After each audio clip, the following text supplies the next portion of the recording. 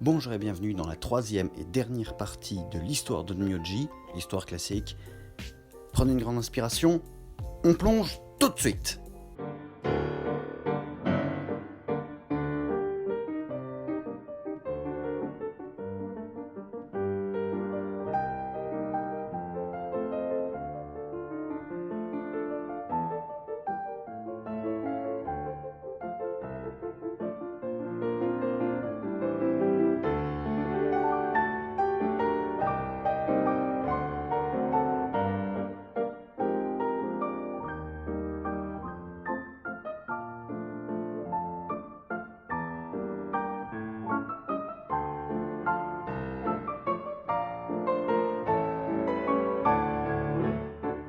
Nous sommes de nouveau dans l'histoire d'Onmyoji.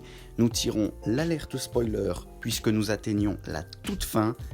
Et on y replonge tout de suite, pas de temps à perdre. La résurrection d'Orochi. En tentant son sort de chamboulement des mondes, Darkseid a bousculé les frontières entre les mondes et un sceau antique fut presque brisé. Le terrible dieu ancien Orochi, longtemps enfermé par ses anciens confrères, est sur le point de se libérer.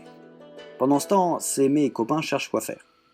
On retrouve Otengu, toujours HS. Hiromasa lui fait un discours sur l'amitié, et ça marche.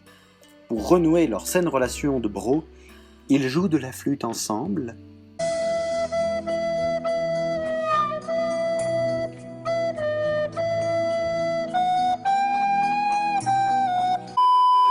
Ceci fait, Otengu accepte de coopérer, mais un serpent géant jaillit du sol et l'attaque. On s'échappe de justesse, mais les ennuis continuent. La capitale est attaquée par des tas de monstres, ainsi que la demeure de Seimei. Là-bas, on repousse des vagues de désagréables, mais surtout on affronte Yaobikuni et Darkseid, qui lui obéit comme un petit chien soumis. J'ai perdu mon une gonzesse. Yaobikuni capture Kagura et force Seimei à ramener Orochi d'une faille entre le monde des humains et l'outre-monde. Le boulot de libération commence, mais d'une flèche bien placée, Hiromasa brise le rituel et surtout la prison de Kagura. Évidemment, les deux Seimei se retournent contre la voyante. Fessée prophétisée. Mais cela n'est pas très utile, vu qu'elle est immortelle. Elle lance un sort de sommeil, met tout le monde à terre, et puis se casse. La scène a d'ailleurs un potentiel romantique de malade. Non, Yaobikuni, ne pars pas. Je ne peux revenir de ce chemin que j'ai choisi. Seimei. Yaobikuni, il est encore possible de résister. Ensemble. Tu ignores la vérité du vrai vraiment. Adieu Seimei, mais sache que je... Non, adieu.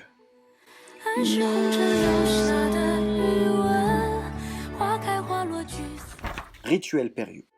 L'Onmyo Gang se relève, se prépare aux agacements, mais la situation est plus désespérée à chaque seconde. Il s'allie avec Darkseid, c'est dire, pour battre Orochi, et retourne à la capitale pour essayer de repousser les têtes qui poussent partout, des têtes d'Orochi géantes comme des pâquerettes. Et encore, ce n'est pas la vraie puissance d'Orochi, à peine ses doigts de pied serpentins. Les Onmyoji de la capitale, ainsi que de nombreux esprits rencontrés dans l'aventure, viennent lutter tous ensemble comme à la fin d'un film de super-héros. Sur la parole de Yotohime, esprit sabre et ancien allié, ils rejoignent la Futée du Phénix pour escorter les gens qui fuient la capitale. Là-bas, les gens sont à peu près en sécurité. Multifessés à quelques monstres ridiculeusement faibles qui sont quand même venus. Un message arrive. Les Onmyoji de la capitale sont prêts à lancer un sortilège très risqué et demandent à Seimei d'occuper Orochi et ainsi de leur faire gagner du temps. Juste avant d'y aller, discussion philosophique entre les deux Seimei sur leur place dans ce monde, qui soient les deux faces d'une même personne, que l'un représente son devoir de protection et l'autre ses envies de destruction. Au cas où, fessé Onmyojesque au Darkseid et on file aider le rituel super mystérieux. Sur place, les Onmyoji sont en plein travail, et évidemment, Yaobikuni essaye d'interrompre. Mais Seimei s'interpose, il lui fait les yeux doux, et lui applique une fessée prédestinée. Pendant ce temps, les autres copains ont réussi leur coup, et ils parviennent à refermer le sceau sur Orochi, en y sacrifiant leur vie. Ah, drama! Mais c'est une solution temporaire qui ne pourra durer qu'un temps. Drama! Secret du Mont Septem. Dans leur recherche d'une manière d'enfermer Orochi une bonne fois pour toutes, Seme et Enko vont retrouver Akuro, dans la forêt où était parti s'entraîner avec Yotohime. Sur place, point de louve ni d'esprit katana. On demande une indication à Kusa, une esprit fleur timide, qui se fait harceler par des petits monstres. Ah, j'y pense. Mais dans les montagnes, c'est enlèvement, règlement de compte et harcèlement de jeunes filles. C'est les quartiers nord de Marseille ou quoi?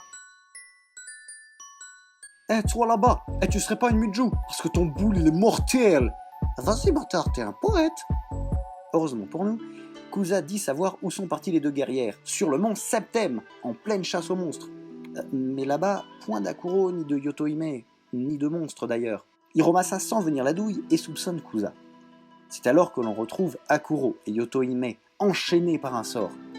C'est l'œuvre d'un esprit somme toute vilain qui se prend une fessée gigantesque, libération des deux amis, et on apprend que cet esprit fut scellé il y a longtemps par Seme, à la grande époque. Mais avec le sort de bouleversement des mondes, beaucoup de sauts magiques ont cédé, dont celui-là, qui se fait plaisir sur les monstres alentours. Le gros vilain revient, très colère, mais c'est une fessée titanesque qui l'attend. Il est détruit, bien fait. Afin de calmer les soupçons d'Hiromasa et Kohaku, Kusa explique qu'en fait, elle trouve Akuro trop classe, et voudrait apprendre à se battre comme elle.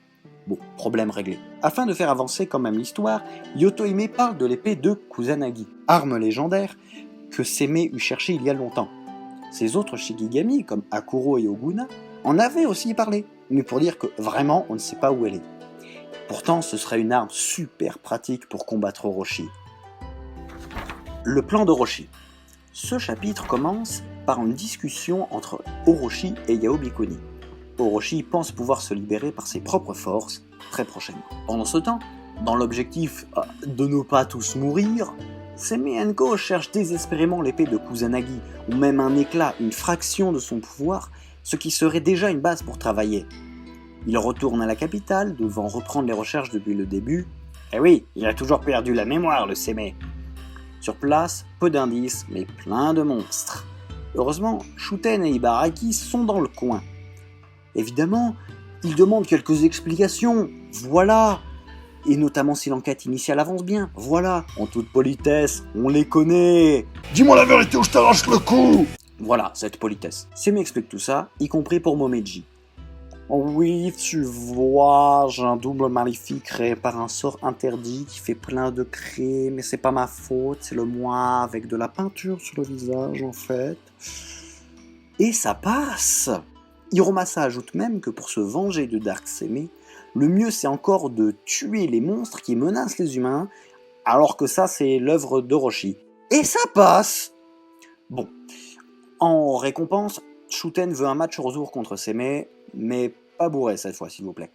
Bon, d'accord. On repousse quelques monstres, mais visiblement il y a un problème, notamment leur surnombre constant. Shuten fait remarquer que ces monstres sont très jeunes, et que donc ils ont été produits récemment. Logiquement, leur mère n'est pas loin. Allez, en chasse à la mère des monstres. Bon, elle est dans la rue d'à côté. C'est Jorogumo, esprit araignée, qui, dans une tradition remontant à Ungoléante, veut tout manger. Fessée arachnéenne. Mais la bête ne meurt pas tout de suite. Apparaît sur un toit Dark Seme et qui la termine. Et il a volé le kill. Alors, se rappelant que ce n'est pas bien de voler les kills des honnêtes gens, le peinturluré balance la suite du scénario. L'éclat de l'épée de Kusanagi est caché dans l'outre-monde. Puis attention surprise, il se casse. Bon, Shuten veut toujours sa revanche, fessée enflammée, et chacun repart de son côté. Marionnettiste endormi. Puisque l'éclat de Kusanagi est dans l'outre-monde, et que l'on se rend chez les morts comme à Carrefour ici, eh bien on y va. Sur place, Angan les informe que ici aussi Orochi met le bazar par sa simple existence. Donc Damenma est tout à fait disposé à les aider. Damenma justement leur promet de leur fournir l'éclat, s'ils gèrent une broutille de détails. Un esprit ultra violent qui s'est réveillé sur une des voies d'accès du palais d'Enma et casse la figure à tous ceux qui s'approchent. 3 fois rien. Détail amusant, elle envoie Angan pour guider l'Onmyogang là-bas, mais surtout lui promet ce qu'il désire le plus au monde en échange de ce service.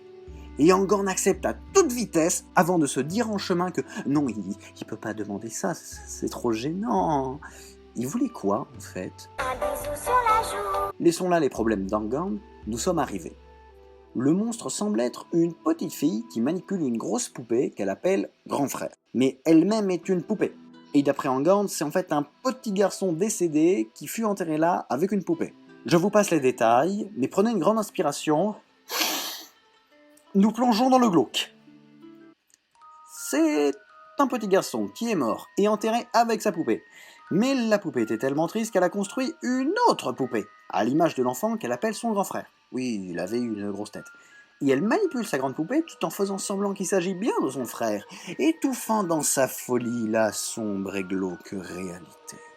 Fun! Bon, que faire de ce machin? Sémé propose une fessée. Ça a toujours marché. Ah, ça marche pas! On se demande alors s'il ne faut pas la receler dans le sol. Mais les Mudju débarquent, amenant avec eux une âme qui dit pouvoir donner un coup de main. On replonge dans le glauque. C'est l'âme de l'enfant mort qui entre dans la poupée à grosse tête et demande gentiment à la petite poupée d'arrêter les âneries. Elle dit oui, soulagement. Au passage, la poupée révèle qu'elle a un poids sur l'estomac. Prenez un bifidus, Sophie. Ah, ça va mieux. Vous gagnez l'éclat de Kusanagi. Ah, ça, c'est un sacré coup de bol! On se casse de l'outre-monde. Sémé demande quand même à Enma. Tu savais que le scénario était planqué depuis le début dans le ventre d'une poupée? Oui. D'accord, sortons de là. La Vierge aux offrandes 1. On commence par une discussion entre Orochi et Yaobikuni. Le serpent lui promet d'exaucer son vœu dès qu'il sera libre. Afin d'empêcher cette éventualité, Sémé et Enko se demandent comment reforger l'épée Kusanagi. Kagura tente d'entrer en résonance avec l'éclat afin de libérer son pouvoir et qu'il reforme l'épée. Bon, c'est bizarre, mais si ça marche, c'est alors que jaillit de Kagura un esprit mauvais, fessée spirituelle. Kagura a réussi, mais très affaibli. Yaobikuni apparaît, inquiétude, discussion. L'épée de Kusanagi contient une puissance d'origine divine, ce qui explique pourquoi elle est efficace contre Orochi. Et Yaobikuni veut donc reprendre la lame. Mais évidemment, Sémé s'oppose et lui met une fessée. Elle s'enfuit courageusement. Kagura est donc plutôt contente, même si fort faible. Il est révélé que si elle a pu ainsi entrer en résonance avec l'éclat de Kusanagi, c'est parce qu'elle a un morceau de divin en elle. Hiromasa est alors convaincu qu'il s'agit de sa sœur qui avait la même particularité. Quel détective, vraiment! Le fait que Kagura avait le même nom, la même tête et la même personnalité que sa sœur étaient des indices pourtant subtils. Kagura, suite à cette interaction plutôt musclée avec des pouvoirs divins, recouvre quelques souvenirs, notamment qu'elle est la sœur de son frère. Là, c'est le moment émotion. Ensuite, moment scénario. Kagura était une vierge aux offrandes. Arrêtez de rigoler. C'est rigolo. Le nom est nul, mais c'est la VF. Ajoutons à cela que les vierges aux offrandes étaient des jeunes filles, gavées de pouvoirs magiques et servant à des rituels plus ou moins ignobles. Ce n'est pas fun. Hélas, pendant ces révélations, Orochi est parvenu à se libérer et commence à montrer le bout de sa tête. Il faut intervenir avant qu'il soit complètement sorti de sa prison. La Vierge aux offrandes 2. Flashback. Les Onmyoji du clan Minamoto préparent le sacrifice de Kagura et le rituel Pajojo qui va avec. Réalité.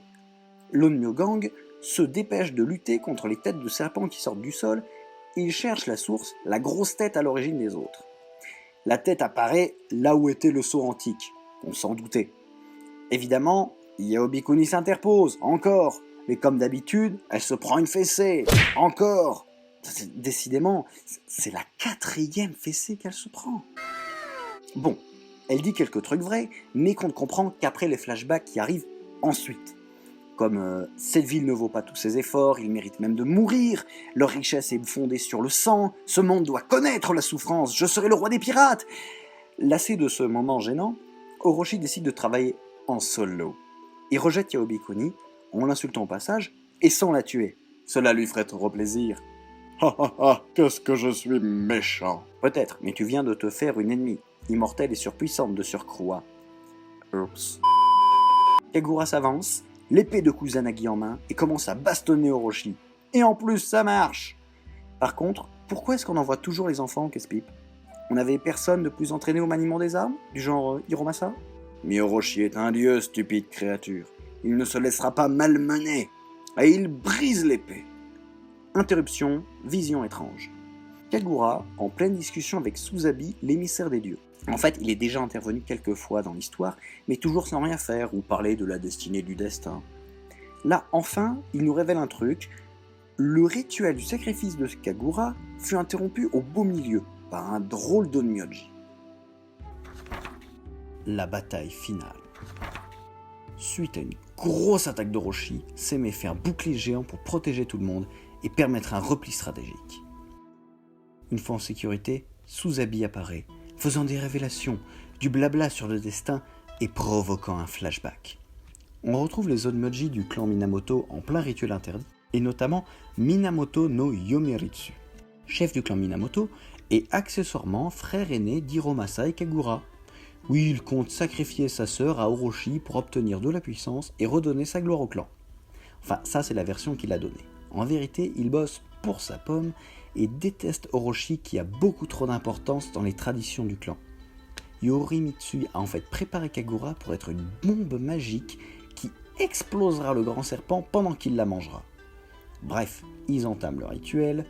Orochi apparaît pour prendre son menu best-of supplément enfant à emporter s'il vous plaît, mais Seme arrive, interrompt tout le bousin et dit que se battre pour le bien de tous, oui, mais sacrifier des gens, non. Yorimitsu répond que c'est un mal nécessaire, que la prospérité de la capitale est à ce prix-là et que ça fait des siècles qu'Orochi, en échange de sandwichs spécial vierges aux offrandes, donne des bonus à tous les Onmyoji. Seme est tout retourné par ces révélations et décide que non, c'est vraiment pas bien, je libère Kagura quand même. Orochi, privé de goûter, rentre pleurer dans sa faille dimensionnelle. Les autres Onmyoji disparaissent sans qu'on sache comment, disons qu'ils sont allés au cinéma, ne reste que Kagura, passablement traumatisé, et Seme qui décide d'utiliser les lieux toujours gorgés de puissance pour lancer le sort de division d'Onmyoji afin de se séparer de sa part maléfique et ainsi de devenir un Onmyoji pur des saletés accumulées par l'histoire. Mais faisant cela, sa part maléfique devient Dark Seme, qui s'en va avec sa mémoire, mais sans faire de mal à personne. C'est 17h30, et on n'est pas payé pour faire des heures sup. Réalité, tous ces flashbacks n'aident pas beaucoup, mais au moins on comprend comment Dark Seme est apparu, comment Seme a perdu la mémoire, et comment Orochi, en mangeant des vierges aux offrandes, a accumulé plein de pouvoirs jusqu'à tenter de se libérer. Bon, c'est pas tout ça, mais comment on le termine, le gros serpent ? Heureusement, arrive Yaobikuni, très énervé d'avoir été trahi, et qui apporte l'épée de Kusanagi réparée, car elle est forgeron quand voyante ça ne rapporte plus. L'Onmyo Gang, de nouveaux os complets, s'amène devant Orochi, lui inflige une fessée reptilienne et lui lance une attaque combinée digne des meilleurs shonen. Pouvoir immortel, plus épée de Kusanagi, plus flèche de la destinée du destin, plus sort d'Onmyoji, plus éclat de pouvoir divin en Kagura, est égal cinématique en 3D moche et donc victoire.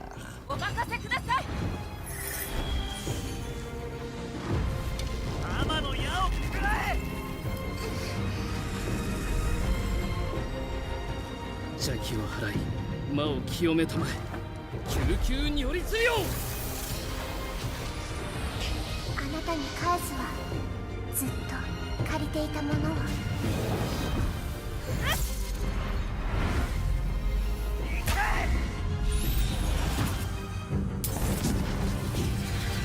帰るの元の場所にあなたの魂の中に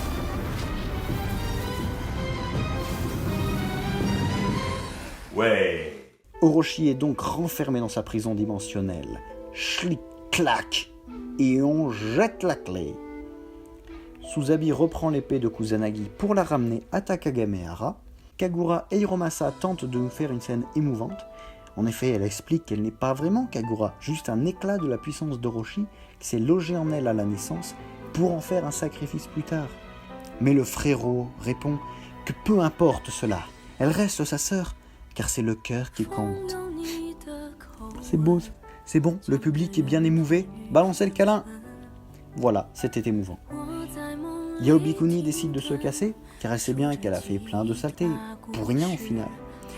Mais Seme lui dit qu'elle sera toujours la bienvenue.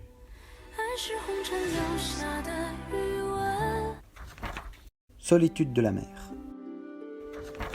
Seme est appelée par une certaine Shuzu, esprit huître, car il se passe des choses étranges dans un village de pêcheurs.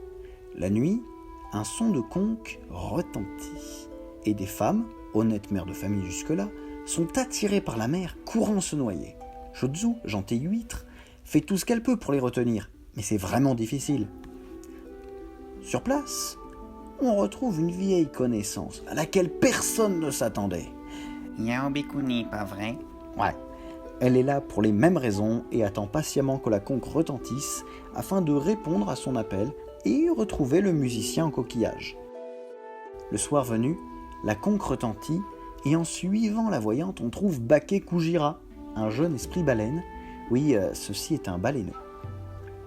Il a perdu sa maman et chaque soir essaye de la rappeler avec sa conque. Évidemment, une conque magique dans laquelle souffle un esprit, cela a annoncé les ennuis. En vérité, sa mère est morte, abattue par des baleiniers. Vous entendez ça? Chaque fois qu'une baleine est tuée, un Bake Kujira devient orphelin. Tous concernés, tous responsables.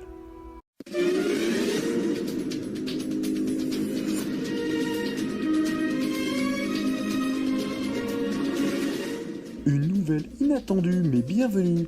Le taux de chasse à la baleine serait tombé à 0%. Bon, il faut quand même régler le problème de la conque qui appelle des femmes à se jeter dans la mer. Seme, fin diplomate, propose de sceller l'affaire et on n'en parle plus. Mais Yaobikuni l'interrompt. Bah arrêtez, ça suffit. La voyante propose d'utiliser la conque et les pouvoirs de Kagura pour permettre au gamin de parler une dernière fois à sa mère. Moment émotion, Bake Kujira décide de grandir et retourne à la mer. Problemo resoluto. Mais juste avant que n'arrive le mot de la fin, une voix s'élève de Kagura, réclamant le sens et la vengeance. Il semble qu'un morceau d'Orochi soit scellé dans l'âme de Kagura. Enfin! La fille et ses masques. Seme se gratte pensivement le menton devant la nouvelle problématique que voilà. Comment séparer l'âme de Kagura et le morceau d'âme d'Orochi? Et ensuite, mettre l'âme de Orochi à la poubelle, évidemment. Les Mujo arrivent, tout fiers de pouvoir aider, car ils savent où se trouve quelqu'un dont c'est la spécialité. Il s'agit de Menreiki, un esprit de jeune fille entourée de masques, ayant des têtes pas possibles. Elle vit dans une ancienne demeure de nobles, aujourd'hui abandonnée et en ruine. On y va, rapide négociation, Menreiki veut bien rendre service et met en place un rituel pour séparer les deux âmes. Il faut simplement attendre un peu. Là-dessus, le reste de l'Onmyo Gang patiente dans une autre pièce. Arrive une jeune enfant prétendant vivre là et attendant le retour de son père. Cela semble compromis, ma puce. En vérité, il y a de cela plusieurs décennies, un noble vivait ici avec ses serviteurs et sa fille. Mais il était obsédé par les masques No, des masques de théâtre antique. Il en avait notamment une galerie de 7 superbes masques extrêmement anciens. Quand le père devait faire son travail de noble et partir de la maison, la petite jouait avec les 7 masques, si beaux qu'ils semblaient vivants. Vraiment, vous les trouvez beaux? L'enfant, à force, serait devenu ami avec les masques et il lui parlait. La petite fille affirme également qu'un jour Menreiki est venu et a volé les esprits des masques et que maintenant les masques ne parlent plus. Puis elle s'en va en demandant à de parfaits inconnus de défoncer Menreiki jusqu'à ce qu'elle rende la parole aux masques. Ah, curieux. La petite partie, Menreiki revient. On lui demande son avis sur l'histoire de cette baraque et elle propose une autre fin. Les masques parlaient bien, mais parce que passé leurs 100 ans, ils sont devenus des Tsukumogami, des esprits-objets. Par leurs mensonges, ils auraient réussi à fusionner avec l'enfant, devenant un esprit complexe, malsain et puissant, comme 7 monstres, Menreiki. Donc elle-même.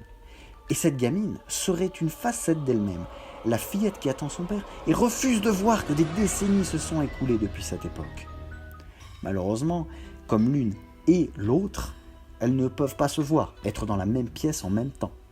Afin de tirer cela au clair, Seme propose de piéger l'enfantin avec une paper doll, ces petits bouts de papier fort pratiques pour le ménage. Pouf! Ça fonctionne. Et les deux faces de Menreiki se disputent. La petite fille accuse Menreiki d'avoir volé les masques, mais Menreiki répond que non. Elles sont la même personne, simplement des personnalités différentes. De plus, elle continue l'histoire.